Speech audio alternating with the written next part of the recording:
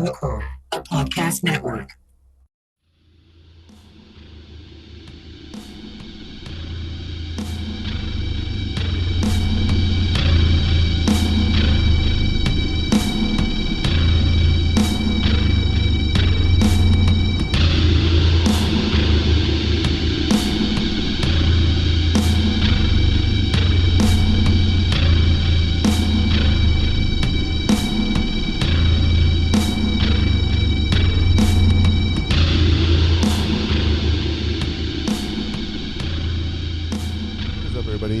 Thank you for checking out the Glass Clown podcast. I am your host, Patrick Christopher, and this is an intro.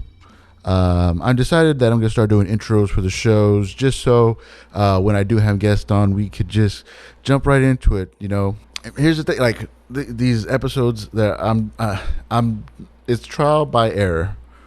You know, I'm learning how I want the show to be, how I want the show to look, and so start doing intros. So thank you very much for listening. If you like and subscribe on whichever platform you use, if you're watching it on YouTube, subscribe to that as well. The Glass Clown podcast it's audio and visual on the YouTube page. So subscribe to that YouTube page. But if you just listen to podcasts, which I totally get, like and subscribe on iTunes and Spotify and anywhere else you could find podcasts. You could follow me or keep up with what I got going on my Twitter and Instagram at your homie Pat. Also, to change it up, just to let you know about the direction I'm going to take the show, I will start off by getting to know the guests. And we're not going to just jump right into it. I got to get to know the guests, have them promote whatever they got going on with the social medias and stuff, and then I'll get into these the questions that I want to ask, and it's just three questions that I'm going to start getting into. And I got the idea for the questions from another podcast that I used to listen to called Terrified. It's Terrified with Dave Ross. Dave Ross is a comic out of LA. Just to get the ball rolling about what the guests are dealing with, he would ask them, what are you afraid of, or what do you fear, what are you worried about, and why? What don't you like about yourself? And the idea is to get the ball rolling about talking about what the guests have anxiety about, talking it out. What they don't like about themselves, what they worry about, where they're at in life or in their profession or their journey, whether it's comedians or musicians or any type of artist. I want to know what goes through their mind for different things like that in life that we have to deal with. The fears, anxieties, and the thing is, I think when you say something out loud, when you talk about these things, it kind of takes the power away, takes the sting away, and you could also connect, because I think we all have similar fears, similar worries, or similar things that we don't like about ourselves. And we talk about that, and we discuss it. We could also maybe connect and find that that is not as bad as we make it seem, or as it seems. And I'm not saying that that these things aren't bad for us, or they're not valid. I don't want to do that to anybody. I don't want to say that anything that they think, feel, or say isn't valid. But I do want to get the conversation rolling about how do you deal with that stuff? What are you going through, and how do you deal with that stuff using your sense of humor, using your tools to manage, to deal with? How do you do that? And so I think that's what I'm gonna before. I didn't have a set plan going into this. I just knew I wanted to be about mental health, sharing people's stories, maybe making them feel better about talking about what they go through. Um,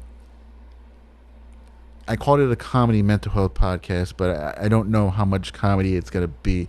I am gonna try to be light about it. We are gonna talk about using our sense of humor. Do we talk about this stuff on stage? How do we deal with it using our sense of humor? That's where the comedy part of it might play a role in the podcast episodes. Um, but it's really to focus on mental health issues and how we deal with that, how the guests deal with that, how maybe the listener uh, might be able to identify with what we talk about on these episodes. That's the idea, you know. And I'm trying to combine all the podcasts that I had before. You know, the BarbacoaCore podcast was an interview podcast, finding out about the guest. And then I had a short run, 10 episode podcast called X Lives, where I talked about the people's past. You know, who were you before you were you that you are today? Something like that, you know. So I want to combine all that stuff and then close it out with talking about our fears, anxiety, moments of self-loathing. And hopefully we could feel better at the end of the episodes. That's kind of the idea. That's the idea for the podcast. So yeah, we'll get into that in a little bit with my guest today, Joshua Cabaza. Also, big shout out to Josh. I've been recording the GlassCon podcast at his studios, the FMCW Studios, podcast studios, which was a big help because that's one of the reasons why I wasn't doing the podcast, because I didn't have a place to record, and so he's really helped out with that. You know, I wanted a studio where I could record and videos and do all that stuff. Still figuring out the look. You know, I messed around with the green screen. Wasn't a big fan of how it looked. Could have been in my software, my video editing software that I'm not satisfied with. So we're switching it up. Things are gonna change. Things are gonna, you know, until I find the exact sound, look, structure of everything, I'm gonna play around with ideas, you know. But I think I'm getting to where I want it to be, look like, sound like, be like, all that good stuff. So yeah, thank you for supporting the BarbacoaCore Podcast Network. I appreciate that. Like and subscribe for all the podcasts. I did have a new logo made. Shout out to the Sylvester. He also did the logo or the cover art for the GlassCon podcast, and I reached out for him to make a sticker idea, t-shirt idea. So I might get those print out pretty soon. I like the way it came out. Let's get into this episode, guys. It's with Joshua Cabaza. You can follow him at FMCW Studios on Instagram. And he's always working on stuff. He has a bunch of podcasts that he puts out, that he produces and puts out. And yeah, he'll get into all his stuff in the episode. That's it. Let's get into it. Thank you for listening, and I'll check back with y'all next week. All right. Here it is, my discussion with Joshua Cabaza.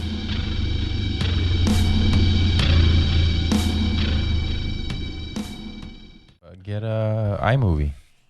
I don't even have an iPad or a fucking Apple or nothing. Do you need iMovie? Do you need a PC to get iMovie? You need Apple. Isn't it an Apple? That's true. Yeah, I think you would. Yeah. Never mind. All right. I haven't switched over. Right. I'm still Android because I'm afraid of like all the new fucking... I'm Android too. Android has a lot more, and iPhone people are not going to like me for this, but Android has had a lot of things that Apple's like, oh, now we have this. It's like, well, Android's had that Yeah. for like a year already. What are you talking about? The Apple thing is just, it's a status thing. I was like, oh, look at my phone. That's why, like, even on the cases, like the otter boxes, they put the little circle, cut the circle out so you can see the apple sign. Which is so stupid. Well, no, it's virtue signaling. I think is what you're doing, saying I'm a better person because I have a better phone.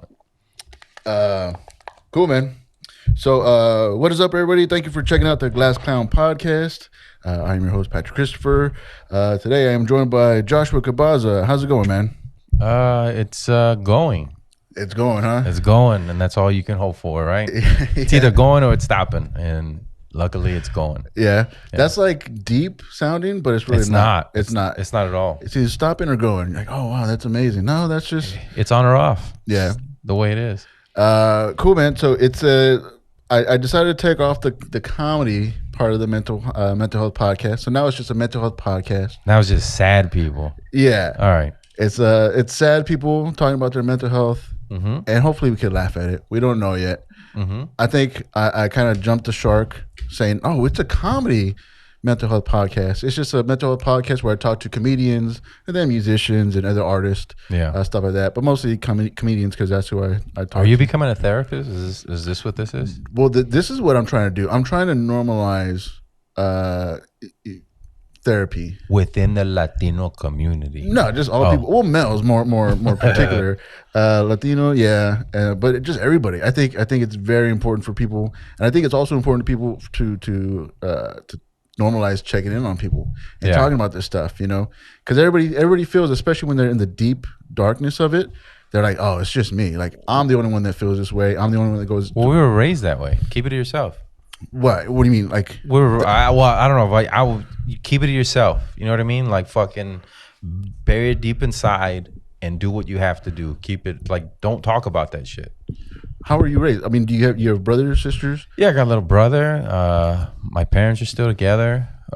Middle class, lower middle class childhood. You raised just two boys. Yeah, just two boys. Okay, so that's a difference. But both parents worked, and we had a babysitter, Nora, who was a live-in babysitter, and she would come across and she'd stay with us, and then she'd go back on the weekend to Mexico. Yeah. Yeah. So that whole thing, that keep it to yourself, I think that's mostly for how they talk to boys, how they taught boys how to be raised. I was the only boy around so many girls. All my girl cousins, all my cousins are girls for the most part. Have two sisters. Which one's the hottest one? Which one? Which one's the hottest one? The one I rarely saw. Oh, okay. Yeah. Yeah, like you're like, what? Huh? Which one? What? they're gonna get mad. And then a single mother. Yeah. So you, as the boy, as the youngest too, I saw everybody express like their feelings, not in the best way. Yeah. It was all yelling and anger and stuff, and like kind of getting stuff out, but not direct to the person that you're supposed to be. So you're the youngest out of how many? There's three altogether. And they're all three older sisters. Two older sisters, and then myself. Did they do dress up on you and put like makeup on you? Yeah. Nope. Now here's the thing, because I had older cousins that were girls. Did you like it? I like that they included me. Yeah, right. That they finally included me. You know, like I'll do it. Yeah. And I didn't realize it was a bad thing until my mom got upset. It wasn't a bad thing. Well, it wasn't a good thing. It wasn't a nice thing. They were picking on me. They were seeing how far they could get by belittling me, by making me do stupid stuff. They're playing doll with their little brothers, what they were doing. Yeah, but they're not supposed to be doing that. Why not? They could do that. Like now, if they were like doing like fucked up shit, you know what I mean? That's another thing. But being able just to like, we're going to put makeup on our little brother who's not thinking that way. It's not like, oh, now I am a homosexual because kids don't think that way. It's just like, this is fun. You could have been putting clown paint on your face. Yeah. But the fact that they did get in trouble for it was like, we did something wrong. Yeah. You know? Oh yeah. That your mom freaked out like, whoa, I only got one son. Yeah. But they were pretty rude about it. Like they were like, oh, okay, yeah, you can hang out with us. Yeah. But you're gonna have to wear this. You're gonna have to be oh, that's different. Yeah. Okay. I thought it was like fun, like no, they didn't do play it. Dress up. Not that I did that all the time. They had fun with it, but it was hazing or teasing. How often did you undress their Barbies? Quite often.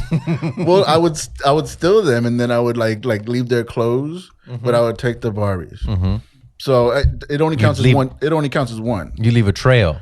Well, I was like. Well, so then, who was the problem? I think your sisters were protecting their Barbies. I think you got this wrong. We're here to talk about you. All right, my bad. I go to therapy. Oh yeah, but yeah, man.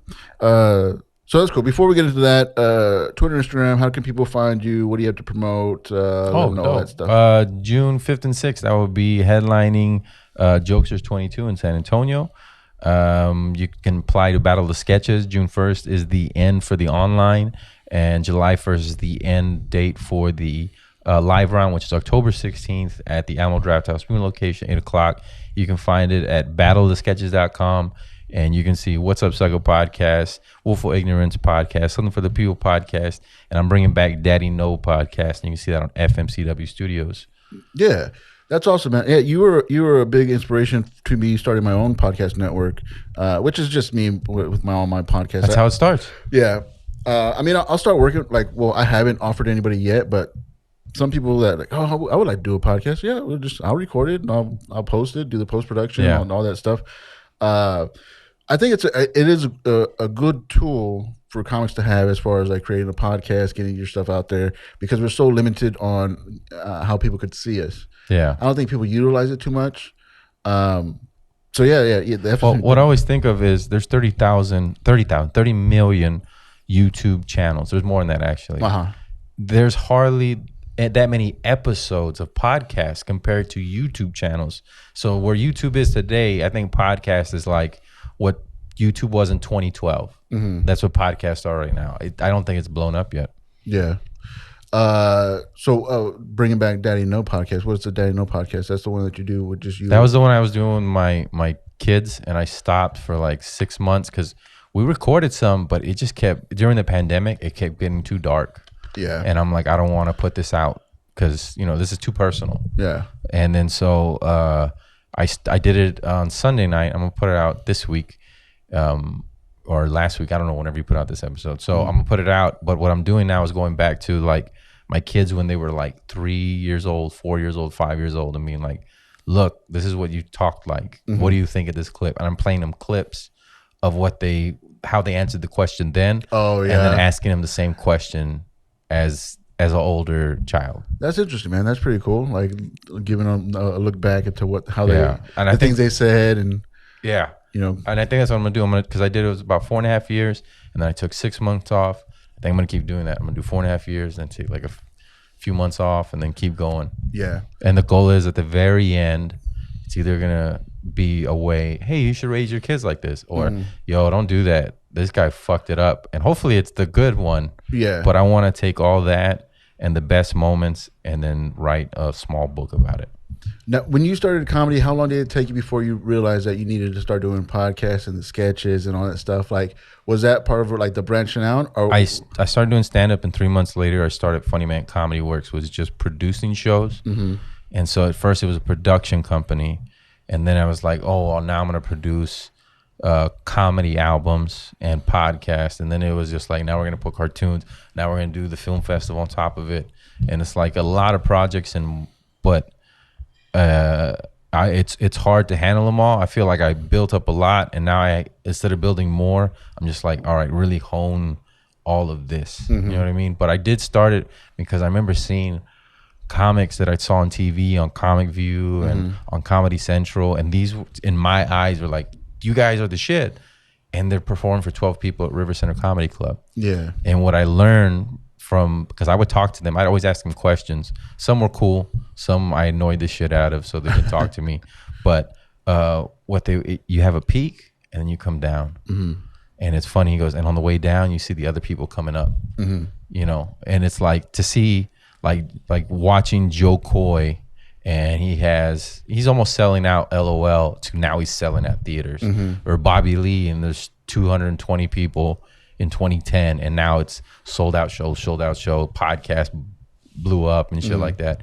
It's crazy seeing like the journey of it. But the point of having the company is, even if my journey starts to do that, or it may never take off, at least I'm doing something that's is gonna keep me in the comedy game. Yeah. And and I could still keep doing stand up without getting bitter, because that's the hardest part. You don't pop, I mean, how many comics can you name off the top of your head that aren't local? 80? Yeah. Maybe? Yeah. You know what I mean? 80, So, that's a lot. that's a lot. That's what I'm saying. Yeah. So like 20. So, and then there's a lot there's enough stage time, especially now for people to eat and do all that stuff. But now you have to do the podcast, and now you have to be your own promoter, and now you have to do sketches, and now you know what I mean. You have to have the whole gambit of everything.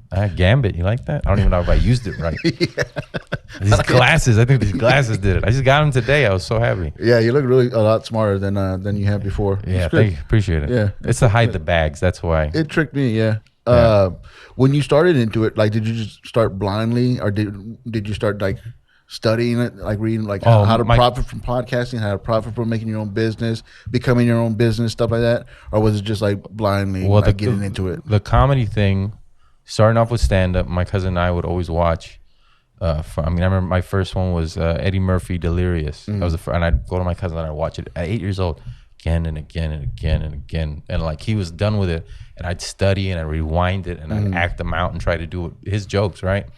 And then I moved to Austin after graduating, and I was like, I'm gonna do stand up. I'm in Austin. I'm gonna do stand up, and I wrote for a year, but I kept checking it out. And I'm such an idiot. I didn't even look up the open mics. All I did was you go to the comedy club and say, hey, I'm here to do stand up. And they're like, all right, let's see what you got. I thought that's how naive I was, because I've never been to a comedy show. And so first time I drove over there, started shaking, drove home. And then after a while, I would drive just one exit, come home. And then after a while, I didn't even leave the door. I was just like, I can't do it. Yeah. And then I came to San Antonio, and I got real drunk at the Alamo Draft House off one of those growlers, drank the whole thing, went over there. Cliff was hosting, and I was like, yo, I want to go up. And I was with my cousin and my girlfriend, well, my wife, but girlfriend at the time. And he was just like, all right, yeah. And I signed up at the very end. I got that drunk confidence. I'm just watching people bomb. I was like, I got this. And somebody killed. I don't remember who it was, but they murdered. And I tensed up. And I was like, all right, I think we should just leave. Let's just leave. And my cousin and my wife were like, no, we're staying here. And they made me stay there. Yeah. And I went up and I told my first joke, and it got a laugh. There's 13 people there at the end. I got a laugh.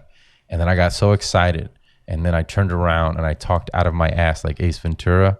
Because it was like a call back. It was bad. And everybody went, whoa. Yeah. But that first laugh already hit, and then after that, it was every week.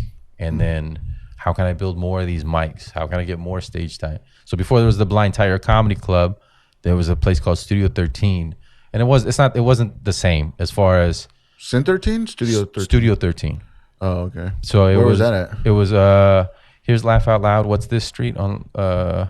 If you have Blanco? San Pedro, yeah, there we go. Okay. In the very first shopping center, where here's the Lexus dealership, and then on the corner where Blanco is, there's a shopping center. And the corner of it used to be a hookah place called Studio 13. Oh, okay. Not there anymore.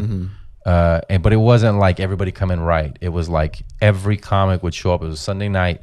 Headliners would go over there. Godfrey was there. How am I forgetting his name? Doug Stanhope. Doug Stanhope made everybody go up and do their set in front of him, and then he'd like critique it and shit. Oh, wow. So it was a place to hang, but it was like for, anybody can go there pretty much. Yeah. And then I guess it wasn't ran right or something, and then it all fell apart. But it went on for about like a year and a half.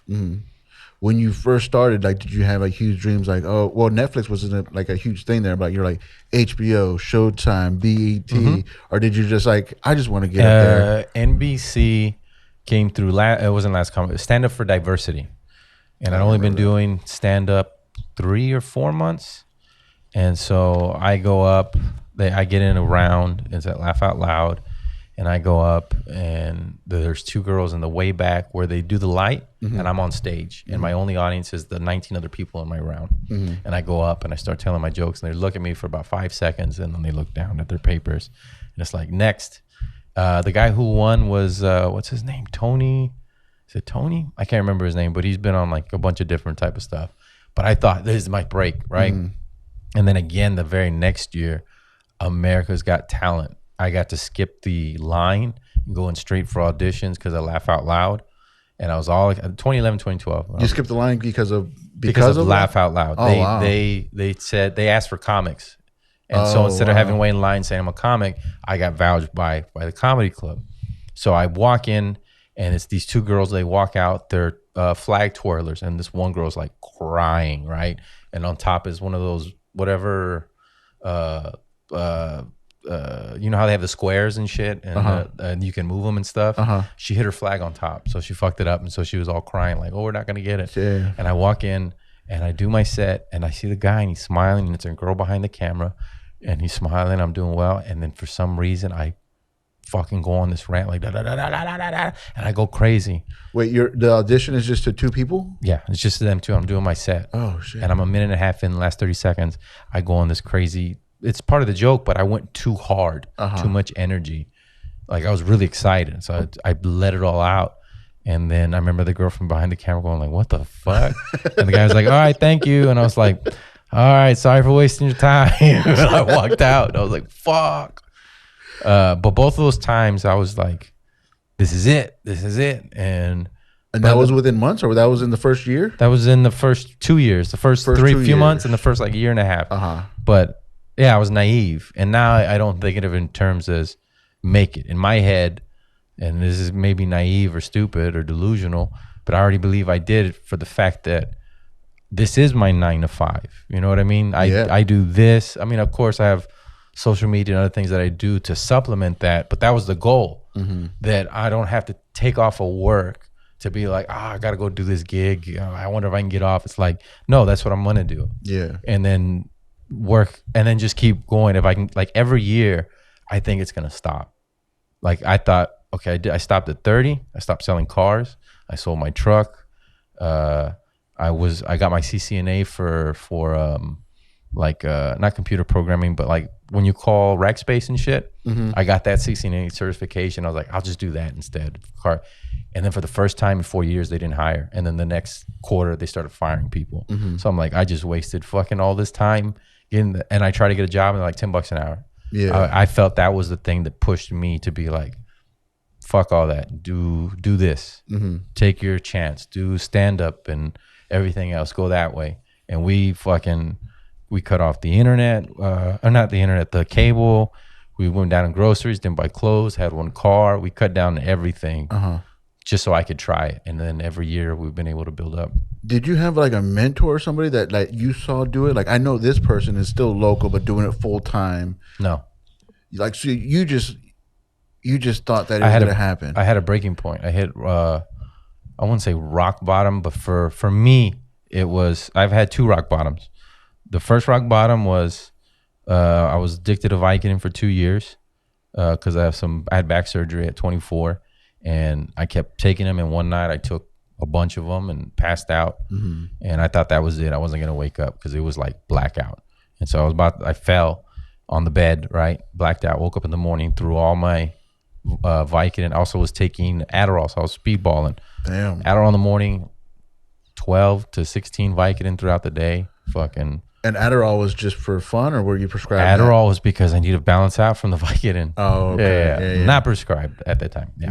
Get it from, at that time, this is 08, 09. So, and everybody had Adderall. Everybody had Vicodin. Yeah. But I mean, that I had 2 prescriptions from 2 different doctors for like 120 pills or something like that. Jeez. Yeah. And so anyway, got addicted to that. That when I woke up from that blackout, I grabbed all those pills and I threw them in the toilet. I was like, fuck that.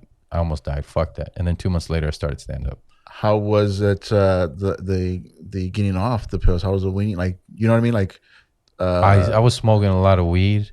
Okay. And I was still taking like, what's it called? Withdrawals. How were the withdrawals? Not too bad. I was taking bars. So it's not like I weaned off of it. Like I went to, you know what I'm talking about? Like, so if I felt a headache, I'd take half a bar and pass out.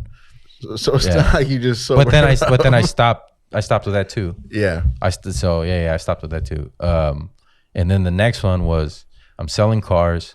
I had 2 bad months in a row, so I'm selling my truck. It's paid off, so I'm selling my Tacoma. The day the guy's supposed to come take a look at it at work, they break into my truck, fuck up the door, the window. They try to rip out the baby seat. They fuck up the stereo, but I have the thing hidden so they don't get it. And they stole like a bunch of trucks from the Toyota dealership.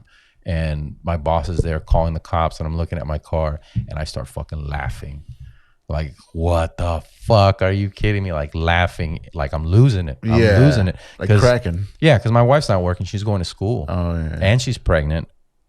I've been doing so bad in car sales that if I get another bad month, next month, if I got another bad month, I was going to be fired. And then I was like, I don't even know how I'm going to pay. I'm still paying last month's bills. Yeah. And I'm working. What the fuck? And I was like, you know what? Fuck it. And they felt bad for me. And so they bought the truck for me. And I took the insurance money. I don't know if you're supposed to do that, but I took the insurance money and I sold it to them, and I took that money, and we lived off of that money until my wife got a job doing what she does now, and then we kept building and building and building, and now she's in school. Now, and I got this. What would you tell people? Like, if they ask you, "What are you doing now?" Oh, I got so many talk. Okay, like I remember, I guess my ex brother-in-law. He was just like, okay, what are you gonna do if it doesn't work? I go, I keep going. He goes, and then what? I was like, and then I keep going. And then what? I keep going. And then he's like, and then what? I was like, oh, I guess I die. Yeah. And it's like, there's a switch in my brain that, like, if I have to, I'll go back and work a 9 to 5 or sell cars, whatever the fuck I gotta do. Yeah. But it's just to get back to this. And it's like, I'm not gonna, I can't waste my time. That's what it is. I gave up money because I was making about 70, 80 grand. I gave up money for time because I'm like, when I'm not here, I'm just thinking of, when I am here, I'm just thinking about doing stand-up. You know what I mean? And the thing that I was sacrificing was my family. I wasn't seeing my kids. My wife told me that that's what really broke. She goes, you know, in the last 3 years, you've seen your son like 2 weekends. I'm like, fuck. I would see him during the week. Yeah. I'd have 2 days off during the week, but the weekends, and then Sunday we'd have off, but I'd sleep.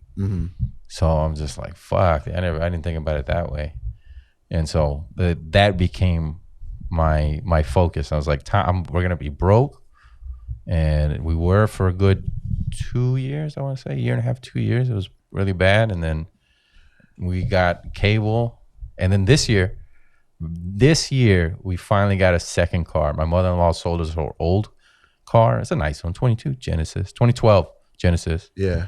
But sold us that car, and we used our tax refund to buy that. But we had one car from 20 what is it? When did I quit? 2016 to 2021. We had one car. 2016, when you decided to go full time with comedy, you were 3 years in, 4 years in? No, I was already 6 years in. 6 years in. Yeah. Because it's 11 years.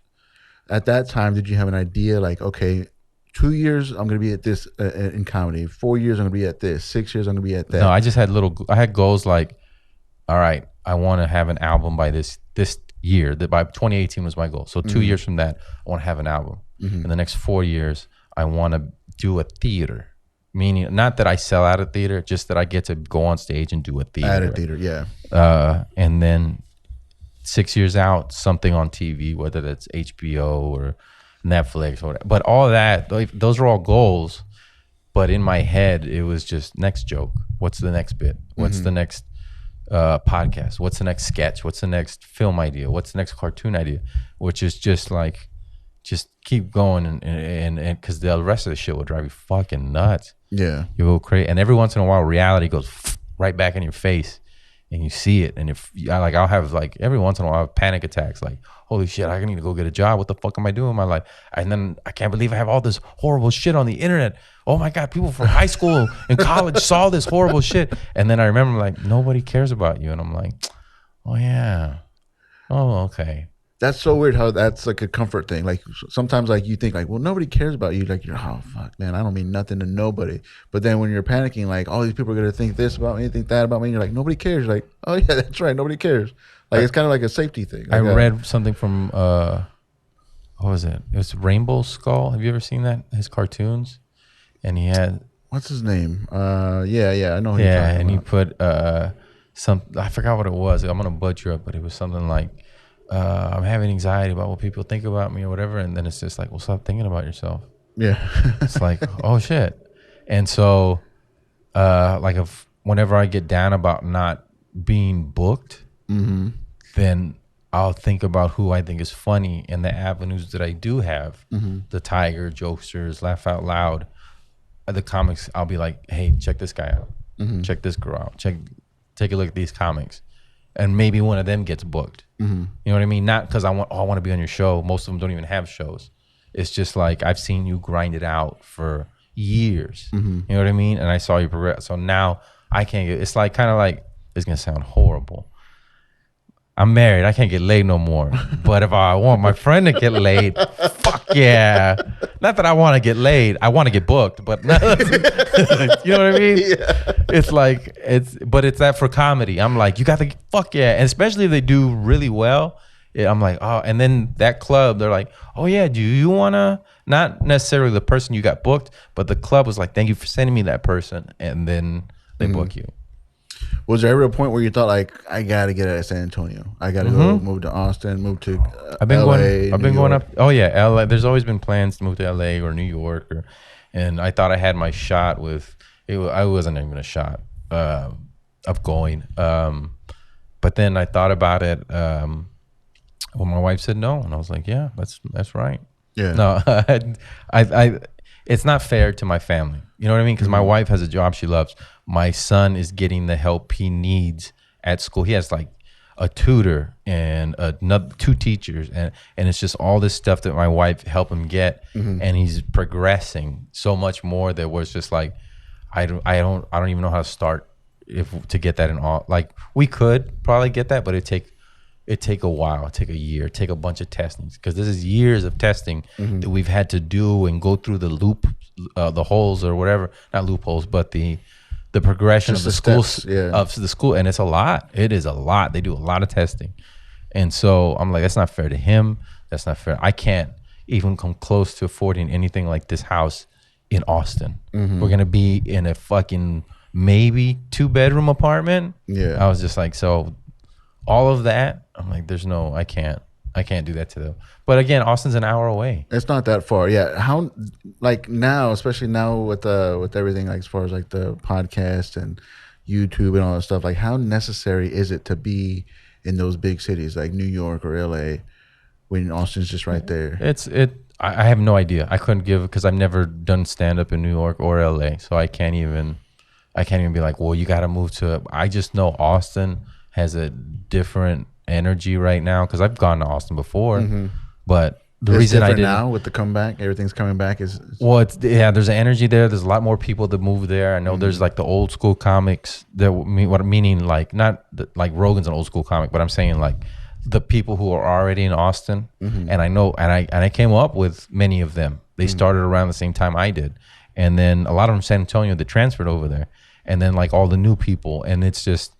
Is this energy that's coming about through it, and you're gonna have your scenes or whatever, but I'm hoping to be able to float through all scenes. I don't, you know what I mean? I want to be able to go to any single one of those and be able to do a show. But I'm going there more now because before the comedy club was Cap City, which great fucking club, but you got to live there in order to get booked there. Yeah, you know what I mean? Most of the time, right? Unless like. Well, I don't want to, say, but anyway. But like for like guest spots and feature spots, like you have to like kind of. Oh, especially for feature, like George moved there, and then he became feature. Raul moved there and became feature and then headliner. You know what I mean? So that's what they want, which I think is great. I for a city to have your back that much, or a comedy club be like, nah, we're gonna cultivate our comics, and this is what it's gonna be. I think that's fucking dope. What are the pros and cons about being a comic in San Antonio? I don't think about it that way, because the way I always said, for a new comic, I'm asking. Do you think no? There's only pros. If you're a new comic, San Antonio's perfect, because you bomb, nobody's gonna see it. You kill, nobody's gonna see it. But you're gonna do a lot more bombing at the beginning. You could bust your ass here, and it doesn't matter. It doesn't matter. But what I like about it though is it's like. When you get to go to another city and it's a great show, you really take it in. You're way more present because you're like, fuck yeah. You know what I mean? You're not necessarily spoiled with good shows or packed open mics. You're going to places that they don't want to hear you do stand up. You know what I mean? Even the comedy clubs or the shows, some of them, it's changed in the past, especially the last, I want to say, right before the pandemic, and then now especially, it's gotten a lot better. But the audience back then, bro, they were fucking hard. No, they were just. It's not want to say trained. It's just that it was like people didn't know. Yeah. People didn't know how to, and so it's a lot of, people just talking or heckling or whatever the fuck, and it's just like a small group of people here, but then everybody else in the background of the bar is like talking and shit. It's like, what it was, I think it was a lot of venues and comics that didn't know how to throw a show, throwing shows, and I was a part of that too. Yeah. Yeah. Cool, man. So some questions I got for you. You could answer either one of them or all of them, or Okay. they're probably all connected. What do you fear? What do you worry about? And why do you hate yourself? Or what do you hate about yourself?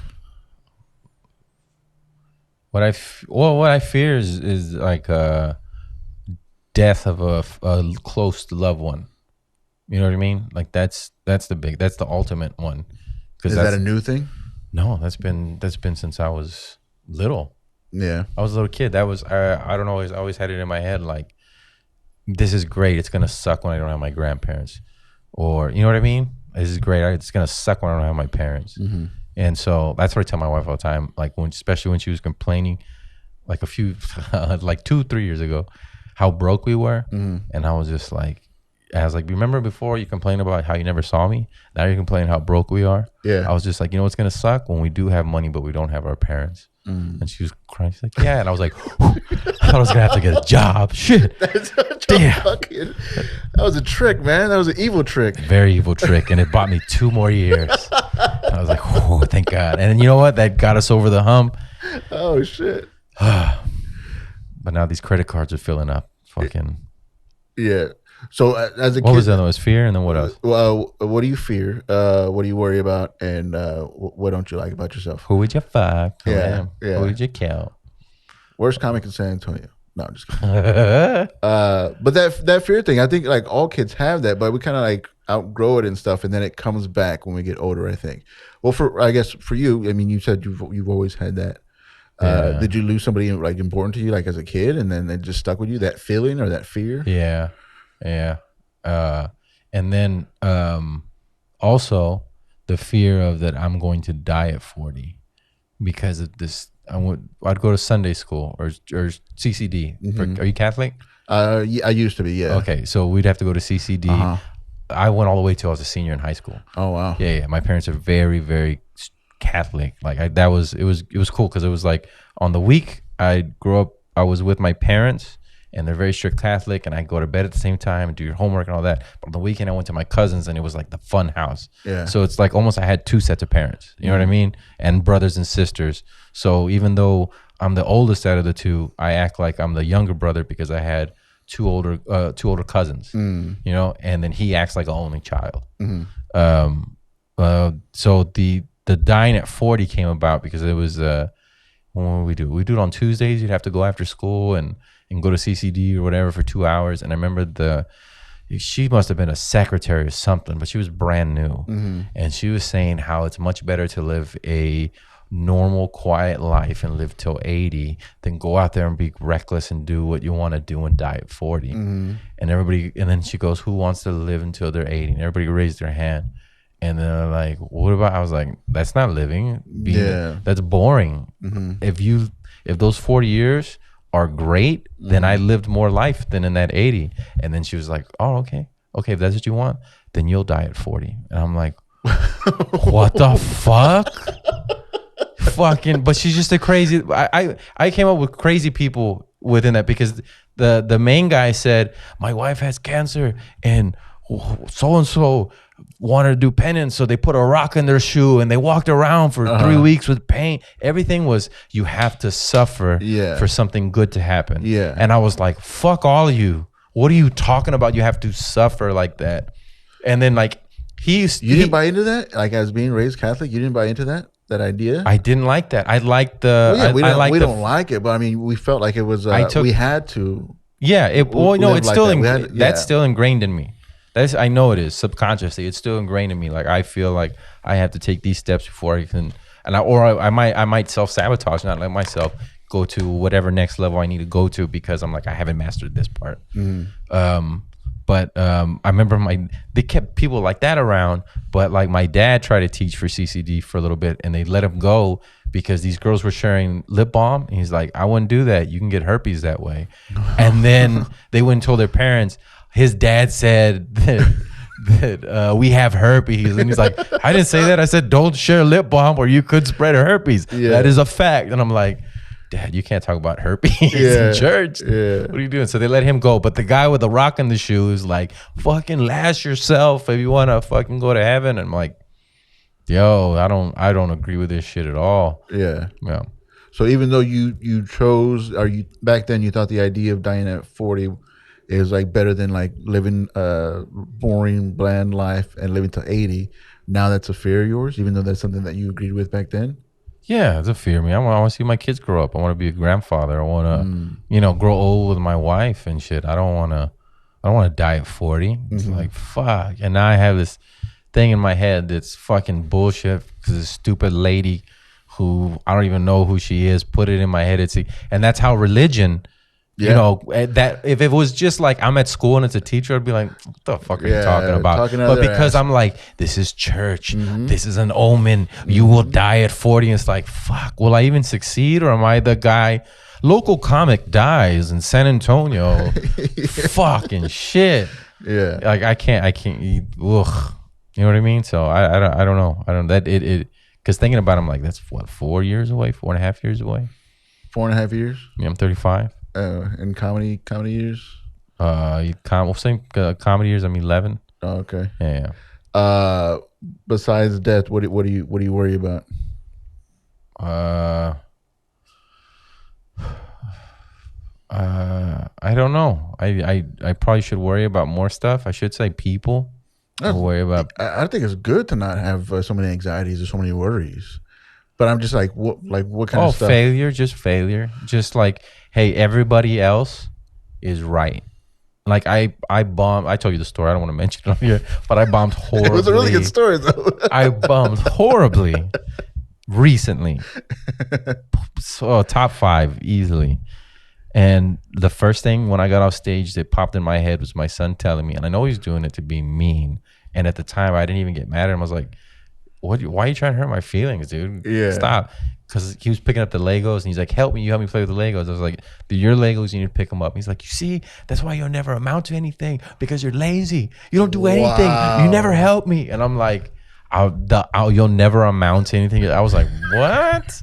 Where did that come from? And then when I got off stage after bombing, it was just like, you'll never amount to anything. You're lazy. I was like, oh.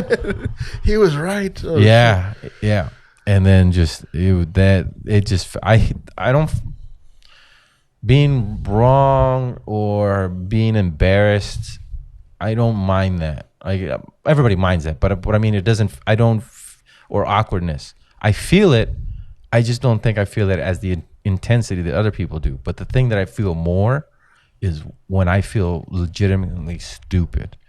When like I'll play around and I'm stupid, but when I legitimately did not know and I feel dumb, it's that shrinking feeling, and like I hate that because it's a mixture of embarrassment and feeling sorry for yourself. Yeah. And that feeling sorry for yourself makes me want to vomit. Not that people can't feel sorry for themselves. I'm just saying for me, when I was little and it was like I was short, I was fucking fat, like titties and shit. And so I'd get mad. I'd be like, I'm short, I'm fat, I'm stupid, I'm ugly, I get it. Yeah. Like I would pile everything on and feel bad for myself. Yeah. And then I got out of that finally, but it's like that's like a blech feeling. Like I don't know how to describe. I don't want to say beta male or whatever the fuck. I just want. It's a cringy feeling. There we go. It's a cringy feeling. Yeah, I get that. I get that. What was the last one? Oh, what don't you like about yourself? A lot. Most things. The liking. What I like about myself is a shorter list. I don't. Anything that you could fix? Anything that is something that you're currently working on, or maybe it's something like something silly that you're like, I really hate this about myself, but like you're like, so it's not a big deal. You know what I mean? Things my hairline's gone back an inch. It really sucks. Because I remember it was like right here, and I can tell by my scar where it is, and that's why I always wear a hat. People think I wear a hat because I'm bald. Yeah. Like, I know I wear a hat because I got a big ass scar on my forehead, and when I wrinkle I know most people can't see it. Yeah. Like, okay, I went to a plastic surgeon and they filed it down. Like they put shots, and it was all this scar tissue inside, and they lasered it or whatever the fuck down, and so it used to be a lot worse. But ever since I was a little kid, like second grade on, because I got it when I was 4, I've always worn hats. Oh, and so I was super self-conscious about it. And so but now I'm like I'm wearing my hair. I'm wearing my hair. It's a wig. I'm going out without a hat because I'm thinking in my head, I'm like, if it's gone back already an inch in my 40s, I'm not gonna have it. Yeah. So at least let me be like, hey, yo, I used to have hair, man. Enjoy it while you can. Enjoy it while I can. Yeah. The weight thing has always been a thing for me. Like I was a fat little kid, and then I got in shape, and then I got real skinny.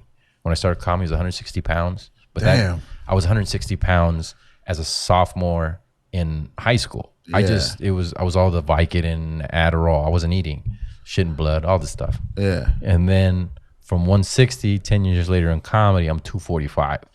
So almost 100-pound gain. Mm-hmm. And it's like, I just don't want to be misshapen. That's what it is. Like if I had the body to be like, oh, he's a thick dude, he's a big dude, and I'm like, that's not my body frame. So if I take off my shirt, it's like, oh, you're lumpy. Why are you so lumpy? Like, I don't know. Just fucking leave me alone. Yeah. You know what I mean? So, and it's I'm not making this shit up. This is family members telling me this. You're so lumpy. It's like, fuck. It makes you feel horrible. You know what I mean? So it's like, yeah, there's body issues. There's fucking vocabulary, because George always points it out. I used to say frustrated all the time. That you say words wrong? I say words wrong. Okay. Oh, well, how did I say it? See, you don't correct me on that. No, I'm not correct. No, I wouldn't do that because I say words wrong all the time. But I make it seem like I do it as a joke. I don't. I frustrated. It's frustrated. He's like, it's frustrated. I'm like, for the longest time, I'd say because. I never said because my mom, she says because. With a P? With a P, because. Because. Yeah. And so like little things like that, and people would catch it and be like, and so like I was like, oh, so when I went to college, I didn't talk like this. When I went to college, I had a little bit more of an accent, and I would draw my words, and I talk more like this, and yeah, because I'm the light one, and one of the lighter kids in my school. Of course, if you're lighter, you want to be even more Mexican. Yeah. But then you talk like that for years, so you just more and more talk like that, man. And then, and then when I got there, they started making fun of me, my friends, because that's what friends do. Yeah. And they're like, oh, really? That's what you did? Huh? Okay. And I'm like, I didn't fucking talk like, yeah, you did, bro. You talk like this. And I'm like, fucking shit. Yeah. The most embarrassing, I turned red. I was like, all right, guys, I'm going to take a shower. And they're like, a what? And I was like, a shower. I said shower. I was pissed. I was like, fuck, why'd I do that? Does it come out more when you've been drinking? No. The old accents, no? No, I think just because, like, I don't know. I don't want to say the sales voice. It was practicing the sales voice. Yeah. And so doing that, I feel like this is my voice. This is my regular voice now. Mm-hmm. You know what I mean? Yeah. So I was and even growing up, I was like, hey, wait. Everybody's like, don't do that. You don't do that. I'm like, what do you mean I don't do that? Can't say wait? They're like, no, you can't do that. It doesn't work for you. Yeah, don't do that. Don't do that. That's cool, man. Anything else you want to promote? Anything else you want to replug or anything like that? Oh, I thought I was gonna cry on here. Fuck. I was trying to. Yeah. When that first question, I almost got you a little bit. I didn't want to press you too much because I cry when people cry. So I was like, we can't both be crying. Then we walk out of here, and my wife's gonna be like, I knew he was gay. I knew it. Fuck. Why is it gotta be gay? Crying's not gay. Oh, that's what she says about me. I was just like, just because you don't have friends you're close to, don't put it on me that I'm gay. All right. She's like, no, but you guys are weird. I'm like, but if you read text, it's like, hey, I'm gonna go to the house and fuck you later. Cool? Yeah, back door's open. But it's joking. But it's like, oh, you guys aren't. That's gross. Yeah. She judges. No, all wives are like that. Yeah. We can't have friends. We can't just be friends. It's just two guys in a room. Just Yeah, talking the door's about o- their feelings. The door's unlocked, babe. But yeah, plugs, social media, all that stuff. Feed again. the Funny, June 25th at the Blind Tiger Comedy Club. Feed the Funny. All the ticket sales go to the food bank, and then Battle of Sketches October 16th at the Alamo Draft House Mueller. June and July for the online and live rounds will end those dates, and you can apply on filmfreeway.com. And again, June 5th and June 6th, I'll be headlining Joshua's Comedy Club. Cool. Thanks for doing this, man. Hell yeah, man. Laters.